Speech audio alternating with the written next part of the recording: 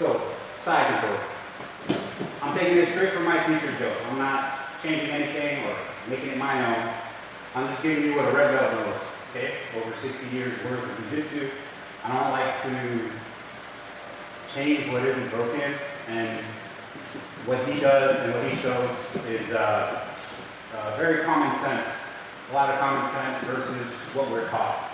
So a lot of times when you see side control, I know you guys like to watch jiu-jitsu matches, you'll see guys kind of put their head on this side, pizza stance, trying to do this and keep their weight on the person. Now, this is cool. The problem is that I have so much space between me and Roberto that if Roberto were to get to his side just using his feet, he can slide this knee into this space, and now we're going to retain his guard.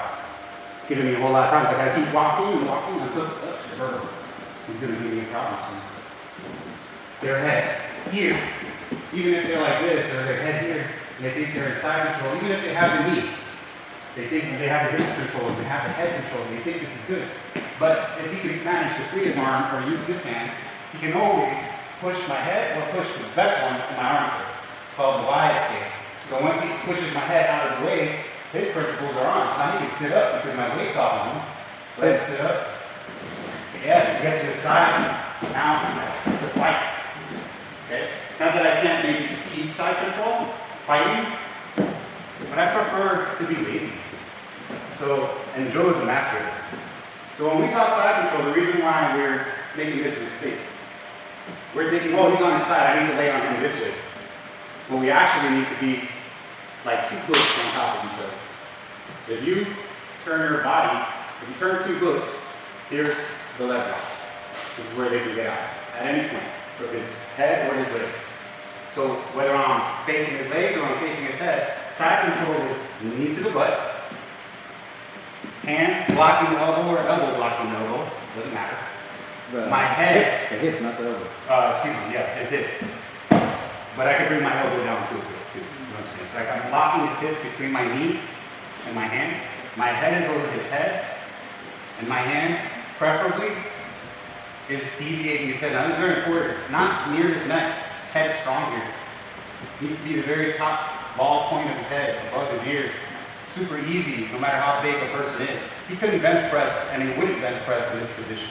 And even if he does, it's exactly what I want, because he's going to give me his arms, okay? So from this position, this is position one. I can also bring my knee in here as well, or underneath his preference, into his armpit. Look at my toes, they're active, okay? Never like this. Wide, active, and if my head is here, I need to bring it here, or I need to bring his head to my head. Now we're in side control, okay? This is position one. We need to be here and fighting. If we're ever looking for a side control, to control the person, this is where we want to be. Now, yes, some people are super strong and they might bench press it. And if they start trying to bench press me, then he's telling me to take his arm and go for my Americano. Okay? If he starts trying to push my hip, let's say this hand is free. That's okay. Look, my hip replaces my knee. Look at my hip. From knee to hip. Still 4 points of base. I'm going to slide my knee right under his arm. Pull again, top of the head. Not here, here. With my elbow in. Pull his head in. Step over, knee comes down, arm lock. Okay, he's got arm bar moving right now. Or I can just go to my north-south and go ahead and take whatever submissions I want. So keep it very, very simple. So for now, when we do our position one, we're going to go for our hand to the mat, our knee to his hip, locking his hips, our head over his head, deviating his head. We're going to take this knee and we're going to push his elbow out. We always want the arms separated. Okay? Because this gives us an option for submissions as well. Now we know the only thing he's got is he can't turn. And if he does turn, if this arm comes over my body, and he manages to turn, go ahead and try to turn towards me. Now we'll turn towards me. He's giving me his arm.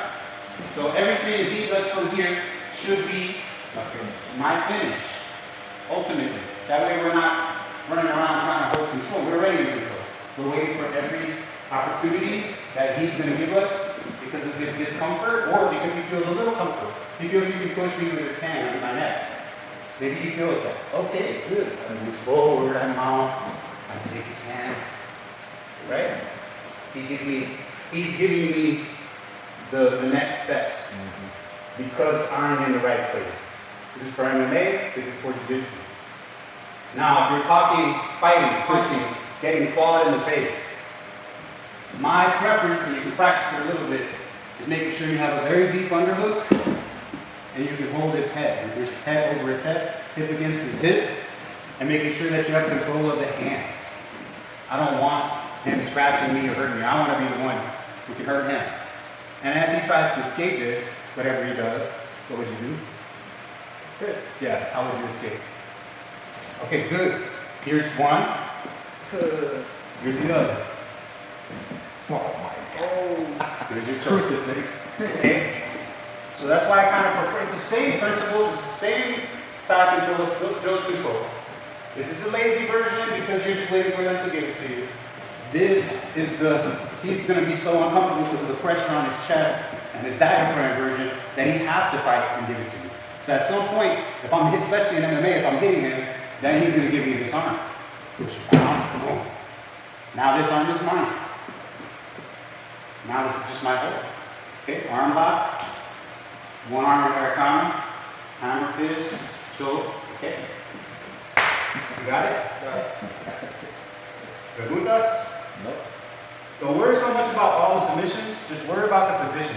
You'll see how you're given the positions by protecting yourself. Think about what he can do to you with his hands in his head, and you'll be in control. Control those things first, manage them first. Even if he's got his hands in, like, the little girl scared posture, trying to do jiu-jitsu, don't want to get hit. Well, that's great, because look, he's leaving me the space that I need for the underhook. His hands aren't hurting me, my head's over his head. His elbow can't hit me or hurt me. I can walk his arm out, I can start to mount. Okay, this is all good stuff. It all came from side control. Mounting.